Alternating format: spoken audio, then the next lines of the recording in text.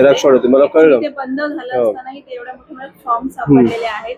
Even बऱ्याच जणांना असे पण फोन आलेले आहेत की तुमचं पनवेल नवी मुंबईतल्या अनेक मतदारांना पनवेल मधून फोन आलेले हो. आहेत. एकंदरीत हा डबल नावं किंवा ह्याचा प्रकार नाही वाटत. काय प्रकरण वाटतं? नाही, जे पश्चिम बंगालमध्ये झालं तेच वाटतं की भाजपचे जे आहेत ते त्यांना ठेवायचे आहेत आणि इतर मतदार त्यांना काढून टाकायचे आहेत या यादीतनं. म्हणून SIR ची प्रक्रिया खूप महत्त्वाची होती. आम्ही सगळीकडे काम करत होतो, पण हे ज्या प्रकारे काम करतायत, शेवटी शासनाकडनं ह्यांना ते फॉर्म्स दिले कोणी? तिकडे तुम्ही एक समजा सरकारी यंत्रणा चालू असेल, त्यांच्याकडनं त्यांना फॉर्म्स दिले कोणी झेरॉक्स काढायला?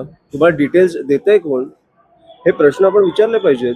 आणि खूप चुकीचं चालू आहे जे चालू आहे. दडपशाही आपण जे बोलतो त्या मार्गावर आपण चाललोय आता. म्हणजे आणि आम्ही हे एक झालं, एक आपल्या समोर आलं. असे किती चालू असतील आपल्याला माहित नाहीये. त्यासाठी आपण म्हणजे कसं कार्यरत करणार? कारण ह्या गोष्टी समोर येणं गरजेचं आहे. नाही, कसं आहे की शासन पण त्यांच्या हातात आहे आणि कार्यकर्ते पण त्यांची जी पेड जी टीम लावली आहे ती पण त्यांच्या हातात आहे. त्याच्यामुळे आमच्या जे समोर येईल, फक्त हे लोकांनी कुठेतरी लक्ष ठेवलं पाहिजे की काय विषय चालू आहेत, कशा प्रकारे काम चालू आहे सरकारचं.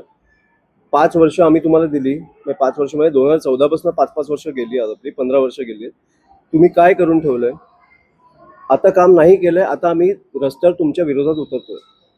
हे लोकांनी आता हे केलं पाहिजे. SIR वगैरे एक प्रक्रिया आहे.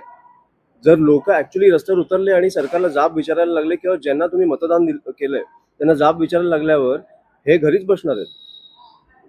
जर